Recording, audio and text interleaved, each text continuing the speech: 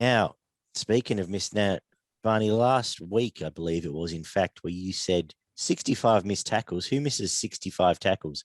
Well, Penrith missed 66 on the weekend as they held on against Brisbane 18-12, the second time this year that Brisbane have given them a shake. What did the rest of the stats say? So we had 3 tries to 2, 1 out of 3 conversions for Penrith, 2 out of 2 for the Broncos, a penalty goal for Penrith, and a 2-point field goal right on the stroke of half time. 79% completions, played 82%, 33 out of 42 sets, played 36 out of 44, 4 line breaks to 3, 27 tackle busts to 69 tackle bust for the Broncos, 10 offloads to 12, 2 forced dropouts to 3, 396 tackles, played 352, 2 ruck infringements for both teams, no inside the 10s, which is radio. 5 penalties conceded from both teams, 13 errors, played 9, and a sin bin for the Broncos. Kenny with 61 tackles, Ricky with 48, Edwards with 269 metres, and Haas with 273. Kenny missed 8 tackles. Fisher Harris and Capewell both missed 6. Luai with 7, Burton with 5, and fuck knows how many more. Staggs missed 4. Haas with 106 Supercoach points, To'o with 87, and Crichton with 83. You have to give the Broncos some plaudits for their effort in this one. They seem to be Penrith's bogey team. The last 3 times that they've versed, Penrith have won by less than 10 points, and Brisbane have looked like winning at certain points. It's absolutely crazy. Obviously not a bogey team in the traditional sense that they lose, but yeah. Yeah, their effort was brilliant, man.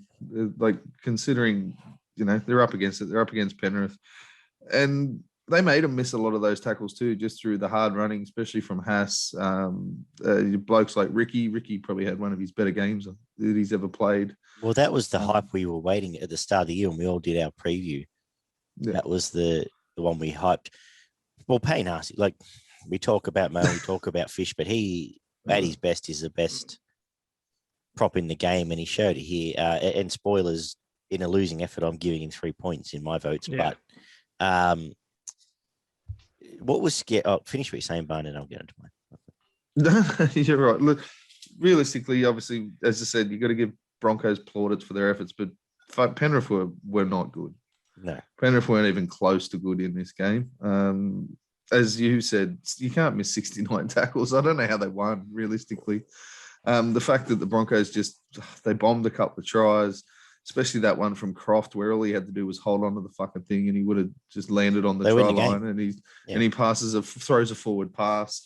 Broncos were coming to get him in that last 20 minutes, and they probably should have won. It was scary how quickly that middle fell apart when Yo went off.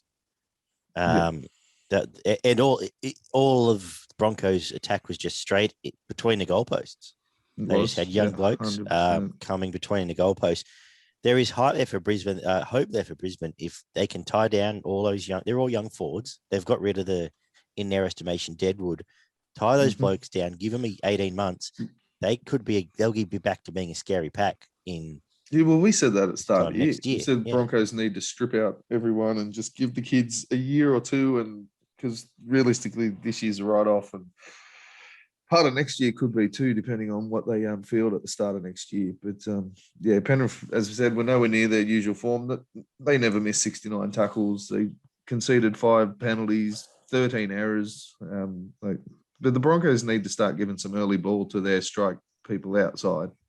Especially Katoni, Staggs, Herbie Farnworth. They're guys with footwork and speed, and they need some early ball, and they're just not getting it. So you cut your points in half straight away by not. Well, I'll go as far as say that folks. They didn't do it last week, and we just talked about how bad the Tigers centers were. They got arguably the best actual center in the game, Katoni Staggs, back. He didn't touch a ball.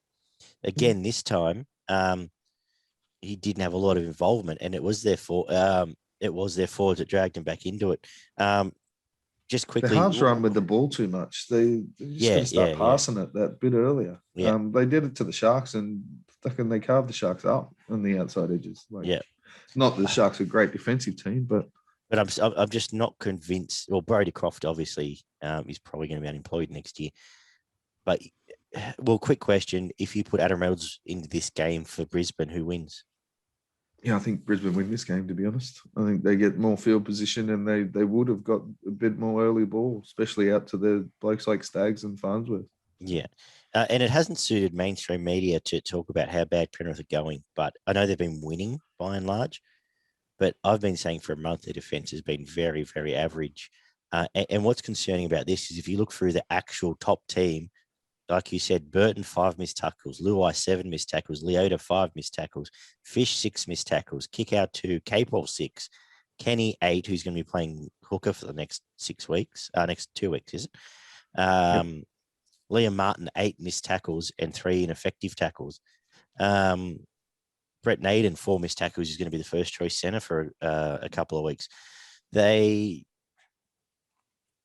It's concerning for me. And I think Stephen Crichton's class basically got him over the line. He was involved with most of the points, and they didn't look like having points from anywhere else. And Dylan Edwards chimed in quite Edwards nicely. was good, yeah. Especially with the 2-point field goal at halftime. Well, end of the day, I don't think anyone expected him to kick that, and he absolutely smoked it. Yeah. So. Well, end of the day, that and the penalties were the main difference. And it's being underplayed, and I know it doesn't suit mainstream media because they've got the blockbuster game on Saturday. Penrith are going to be in trouble for a few weeks, and then we'll see what they have at the back end when they'll come back fresh. We talked about the Flegler thing. What else do we need to talk about from this game? Yeah, well, that Yo knockout looked like it hurt a lot, especially for the team. I think it hurt the team more than it hurt Yo, to be honest. 100%. Yeah, we mentioned that Crichton flick pass at the end, as you said, that little bit of class, that was silky, the way he busted up the line and then threw that flick pass for Staines to score in the corner. But yeah, the Broncos kept coming, but yeah, I think we've mentioned most of what we need to talk about in this one. Ollie, nothing to add? Just on Penrith, we'll see how they go on grand final day. That's at this point literally all you can really say about Penrith. Would you still back them to be their grand final day? Because we've been through every match, and you're still comfortable to say they'll be there. We've said it after Para, we've said after Roosters. Are you said after Manly? You think Penrith will still be their grand final day? They're going to have all their players back. Yeah, I want to see how they go in 2 weeks before finals. Fair enough. No, yeah, fair comment. The real interesting game could be just what's left of them come the round 25 game with Para. That could be a very interesting barometer. Anyway, as I've said, I'm giving Haas 3 here. I then had, where's my thing? I'm still giving 2 to Tuo because he still made 7,000 meters, and Angus Crichton 1, but I'm potentially underrating Angus Crichton's effort here.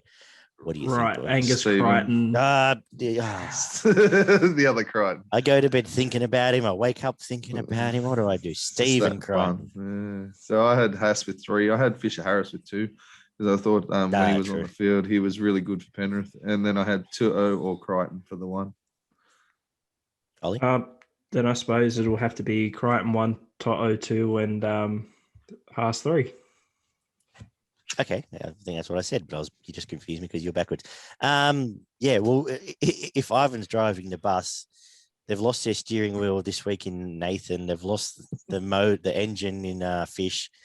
They've lost the back wheels in 2-0. And they've lost the fucking chassis in Yo. So concerns this weekend. We'll see who comes back when. Who's going to push the bus? Yeah, so... a ready-made excuse for him this week, but you still wouldn't want him to get beaten by 60.